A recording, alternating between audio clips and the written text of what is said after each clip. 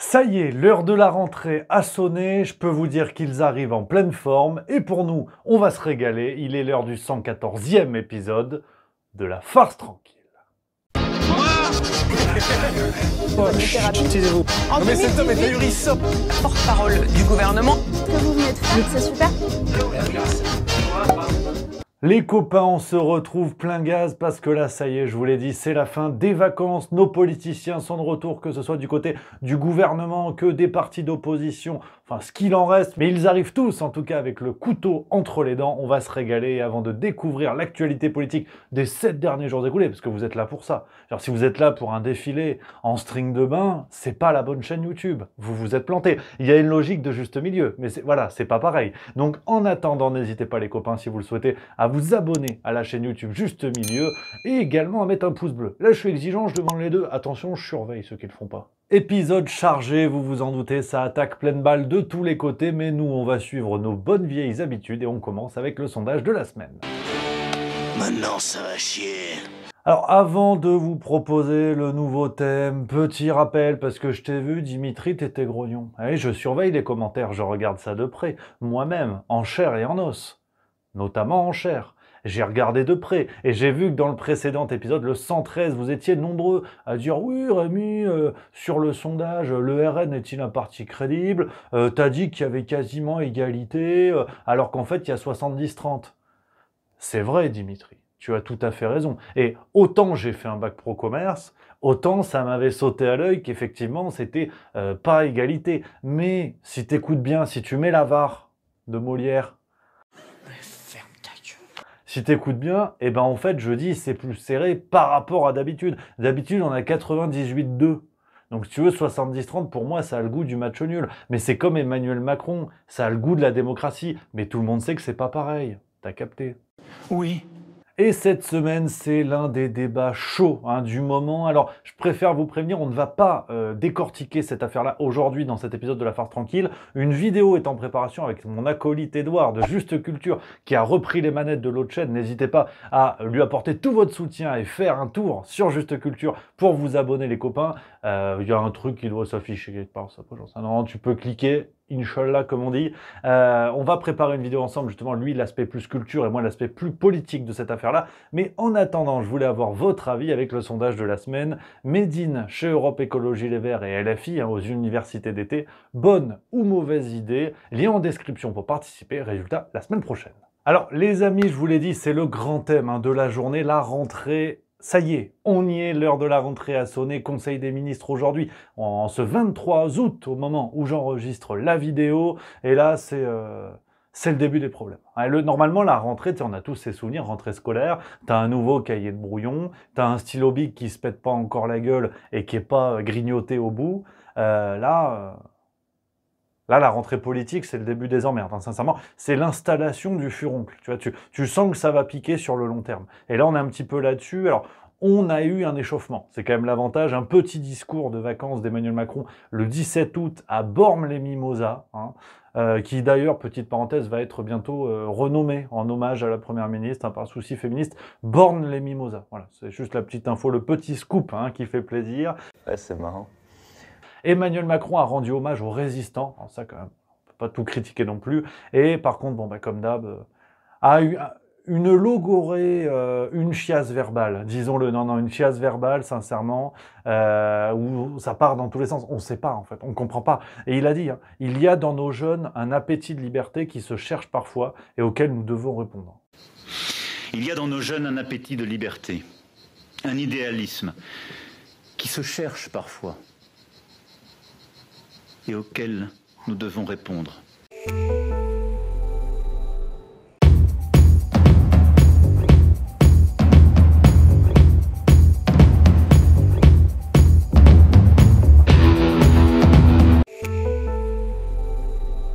Ces mêmes jeunes qui étaient intoxiqués par les jeux vidéo il y a quelques semaines. Voilà, non mais... Mais une forme de mimétisme de la violence, ce qui, chez les plus jeunes, conduit à une forme de sortie du réel. Et on a le sentiment parfois que certains d'entre eux vivent dans la rue les jeux vidéo qui les ont intoxiqués. C'est le en même temps. Voilà, c'est... On en a marre, mais c'est en même temps. C'est comme ça, il faut il faut accepter. Et parti par parti, alors du côté de La République En Marche, hein, parti gouvernemental, tout le monde revient. Darmanin, hein, lui, est encore un petit peu en vacances quand même. Il est parti du côté de la Polynésie française. Alors on ne sait pas pourquoi, mais il y a eu un petit clip, tu vois, un petit clip officiel. Non, on en a déjà marre en fait. C'est pour pas que les Polynésiens qui habitent sur leur terre puissent être un peu handicapés par ces touristes qui certes apportent de la richesse mais qui peuvent un peu déséquilibrer la vie locale. Et donc à la demande de monsieur le maire de Montréal, nous avons étudié sa demande. Et donc son collègue à l'éducation, Gabriel Attal, hein, qui a quand même l'originalité d'être le Premier ministre au monde, Premier ministre de l'éducation, à faire sa rentrée en 5e hein, dans quelques jours. Il a quand même l'âge hein, des jeunes qu'il est censé diriger. Il était du côté de la Réunion et le 18 août, hein, ça commence très bien, Gabriel Attal a dénoncé une immigration de Mahorais. C'est une école qui est concernée aussi par une immigration importante, des personnes qui sont d'origine mahoraise ou comorienne qui sont scolarisées ici. À ce détail près, hein, que les Mahorais sont les habitants de Mayotte, voilà, qui est un département français. Voilà. Hein, c'est comme si tu disais qu'à Toulouse, il y a un problème d'immigration avéronaise. Hein, et non, voilà, donc bon, ministre de l'Éducation, c'est bien, mais encore faut-il en avoir une. Et quand je vous dis que les vacances sont finies, c'est que ça y est, la plupart des membres du gouvernement sont sur le pont avec un sujet à la bouche, la canicule. Ah, il fait chaud. Il fait chaud. Non, non, là, il fait chaud. Ils sont tous là. Ils sont tous venus te dire, il fait chaud. Enfin, il fait tellement chaud qu'il faut te le dire tous les jours. Au cas où tu t'en étais pas rendu compte. On a eu Sarah El Haïry. Alors maintenant, elle est secrétaire d'État à la biodiversité.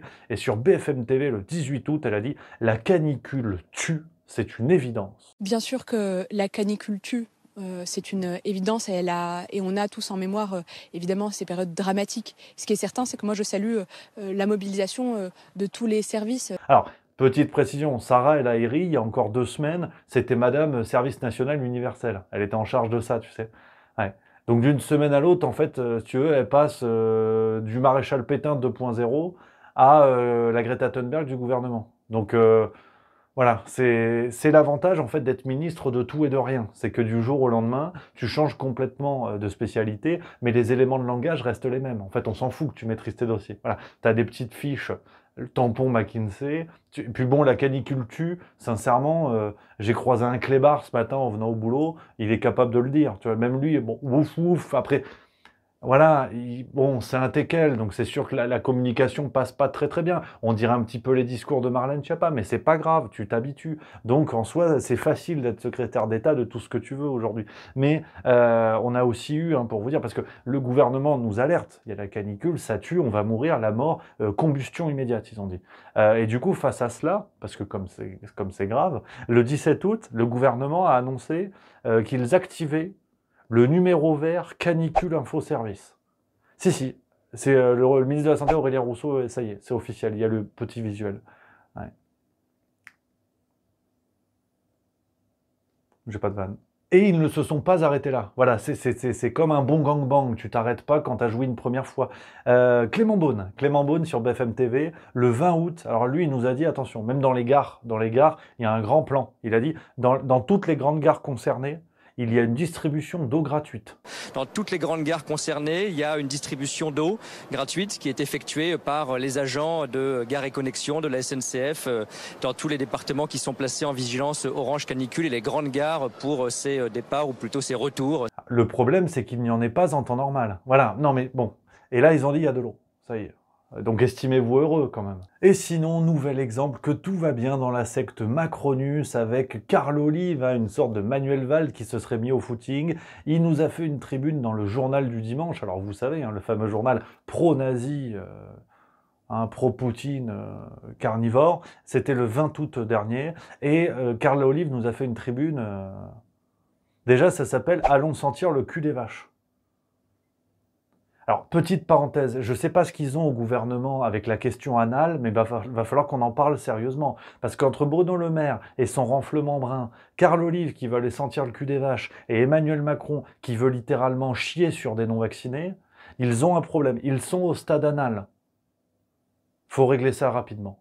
Et bon, alors dedans, c'est pépite. Hein. C'est dedans, c'est pépite sur pépite. Je veux dire, on est vraiment dans une démarche sectaire. Que fait la Mivilude? Carl Olive qui nous dit, hein, par exemple, avec la réforme des retraites et des séquences de terrain constructives, malgré les concerts de casseroles savamment orchestrés par des musiciens de fortune politisés, sans aucun respect et sans inspiration.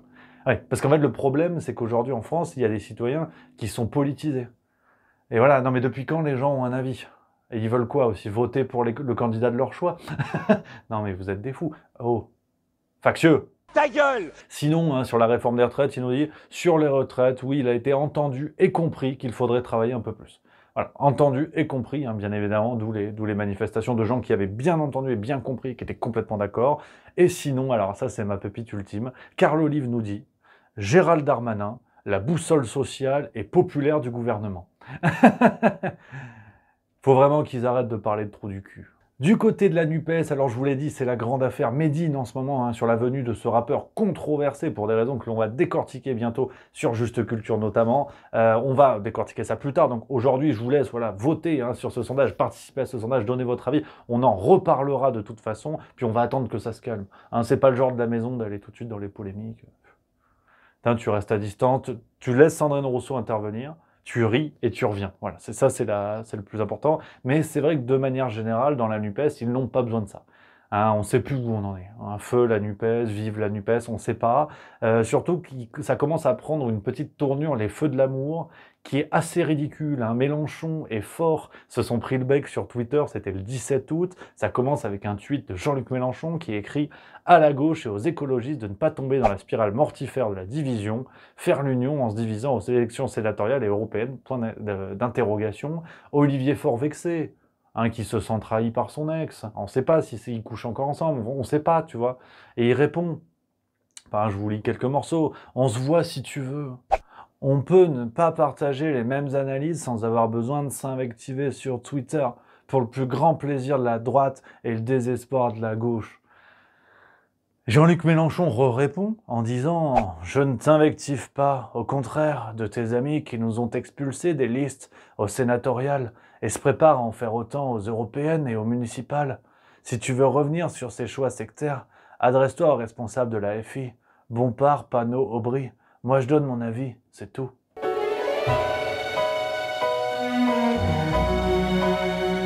Alors, soit dit en passant, c'est quand même moyenasse. Hein. Mélenchon, tu sais, qui lâche des tweets comme un ado vexé sur Twitter et qui refile le bébé à ses collègues en disant « Non, mais moi, j'ai aucune fonction. Hein. Moi, je dis juste de la merde sur les réseaux. Hein. » Après, tu vois ça avec les responsables du service après-vente. Oui, d'abord, j'ai admiré vos pudeurs de gazelle. Et en parlant de France Insoumise, on continue avec Louis Boyard notamment, qui était dans une grande conférence avec les jeunes insoumis. C'était le 20 août. Il y avait également Manuel Bompard. Nous allons y revenir. Et Louis Boyard, il est en forme. T'as vu, ça me tend. J'ai les épaules, j'ai plus de coups comme ça. Ça me tend quand je parle de Louis Boyard, parce que il est en forme, il a l'air en forme. Il a fait un grand discours, c'était vibrant. C'est vibrant parce que l'histoire de Médine, quand même, pour donner le contexte, beaucoup disent que c'est un rappeur qui a fait des tweets antisémites, jusqu'à il y a toute une polémique, bien, pas bien, faut-il l'inviter ou pas. Et Louis Boyard, il a répondu comme ça. Et Louis Boyard, il a répondu, tu vois. Tel un Jean Jaurès qu'on utiliserait pour pièces et main-d'œuvre, il a dit une haine systémique contre les Juifs, contre les Arabes, contre les personnes noires. Il a dénoncé ça. La haine qui règne en France contre les Juifs, contre les Arabes, contre les Roms, contre les Asiatiques, contre les Noirs. Cette haine n'a pas sa place en France. Et cette phrase-là, ces éditorialistes et ces politiques d'extrême droite, ils auraient bien du mal à la prononcer. Parce que s'ils la prononçaient, ils devraient admettre qu'il y a une haine systémique contre les Juifs, contre les Arabes, contre les personnes noires et contre les musulmans dans notre pays. Après, on est d'accord, on n'est pas d'accord, mais c'est vrai que la France Insoumise, tu vois, t'as quand même ce combat antiraciste, cette volonté d'inclusion, tu vois. Et là, Louis Boyard, il a pointé du doigt. Hein. Il a pointé du doigt le fait que voilà, il y a une haine en France contre les personnes non blanches, tu vois. Et il a dit ça devant ce public. Moi, j'aime pas cette grille de lecture, hein, qui est vraiment ce que l'antiracisme peut faire de pire en se déguisant en racisme. Tu sais, quand tu regardes la couleur des peaux des gens pour estimer l'orientation d'un auditoire. Mais c'est vrai que pour un parti comme la France Insoumise, qui nous casse les couilles assez récemment pour justement compter l'inclusion, tu sais, qui milite pour l'inclusivité, les quotas et compagnie, quand tu vois un public comme ça, si ça avait été un rassemblement du RN, il l'aurait dénoncé sur BFM, à mon avis. Ouais, c'est pas faux.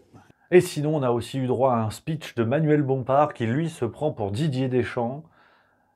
eh ben on n'est pas prêt de ramener la coupe à la maison. Il va falloir être fort, il va falloir être solide cette année parce qu'elle va être encore plus dure, elle va être aussi encore plus enthousiasmante et plus intéressante que l'année précédente.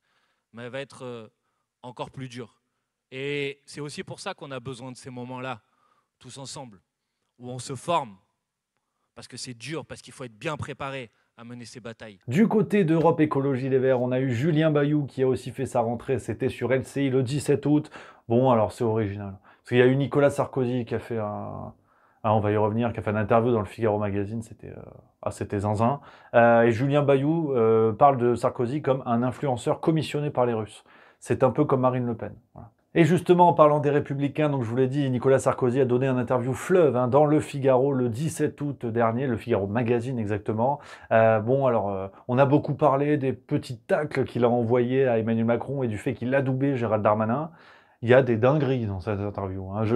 Je sais pas qui l'a lu en entier, pas grand monde en vérité. On se contente des titres des autres journaux, mais il y a des dingueries. Petit extrait, on en a parlé dans le Juste Bistrot sur Twitch, c'est tous les soirs à 16h45. Je compte sur vous, venez. On est de plus en plus nombreux, on rigole bien, puis on décortique plus en largeur, comme un radio libre. Tu sais, tu mets ça dans ton autoradio, comme ça, sur la route de Memphis ou sur la route de Dunkerque. Tu prends une Malbiche, tu roules. Et t'écoutes le Juste Bistrot. Petit extrait, on a parlé du truc de Sarkozy, pour vous donner quelques pépites qu'il y a là-dedans.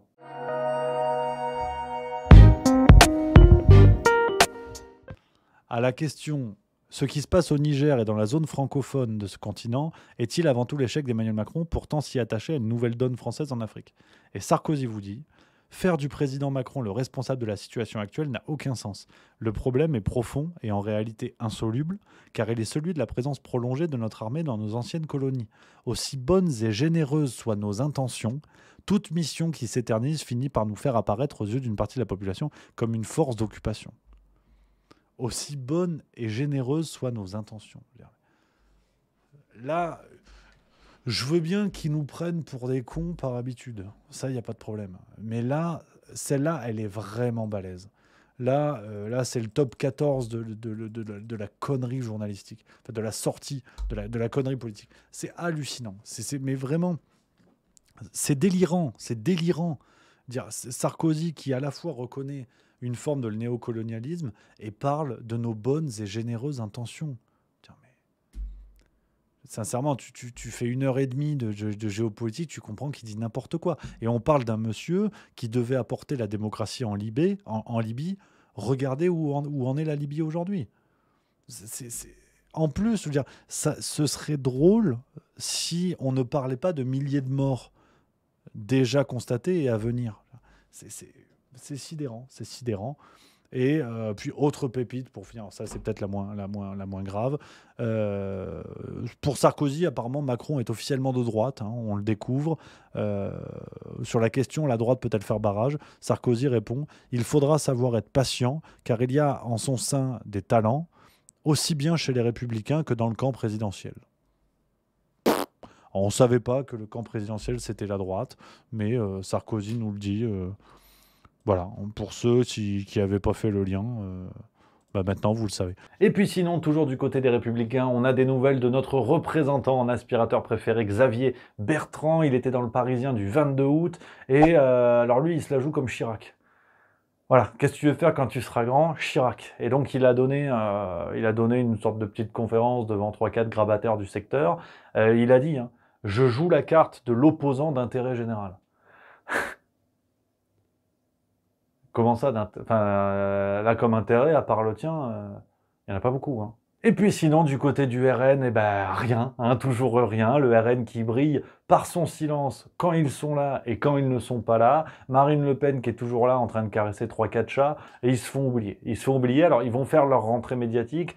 Bon, ils attendent gentiment parce qu'il va y avoir les débats autour de la loi immigration, du projet de loi immigration. Là, à mon avis, ça va sortir les trompettes. Pour l'instant, alors que, tu vois, on parle des impôts qui risquent d'exploser sur l'année 2024, taxes sur l'alcool, taxes sur les sociétés autoroutières qui, d'après Clément Beaune, ne devraient pas se répercuter sur les automobilistes. On a hâte de voir ça. Ça va péter de partout, bien sûr, taxes foncières et tout ça, plus 7,1%. Enfin, c'est le plaisir. Là, le RN, il n'y a pas. Ils ont dit non, ça va. Elle ne juge pas utile de cesser de caresser des chats. On a hâte qu'ils fassent leur rentrée. Donc voilà les amis pour cet épisode, mais on ne va pas se quitter comme ça, vous le savez, on finit avec les pépites de la semaine. Et cette semaine, je vous l'ai dit, lors de la visite d'Emmanuel Macron à Bormes-les-Mimosas, une femme a un tout petit peu perdu son sang-froid. Regardez, ça a été diffusé en direct sur BFM TV, c'est à crever de rire.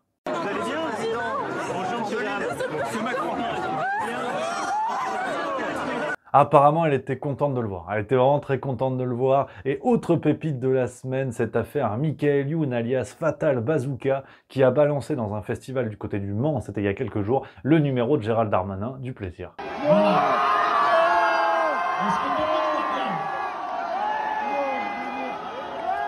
Alors, je peux le dire pour ceux qui ne voient pas. Vas-y, oui. Alors, on vous laisse le temps de prendre des photos, de noter. Paraît-il que c'était pas le bon. Voilà. Est-ce que c'est le cabinet qui a dit ça pour étouffer l'affaire? J'en sais rien. Mais je vois pas pourquoi Michael Youn aurait dit connerie. Après, j'en sais rien. Hein. C'est rigolo quand même. Non mais voilà, je pense qu'il faut le dire. Donc voilà les copains, on est au bout de ce 114e épisode de La Farce Tranquille. J'espère que vous avez passé un bon moment. On se retrouve la semaine prochaine, plein gaz, à fond la forme pour de nouvelles aventures et ça risque d'être musclé. En attendant, n'hésitez pas à découvrir les autres vidéos juste au milieu et à vous abonner. Et moi, je vous embrasse. Prenez soin de vous.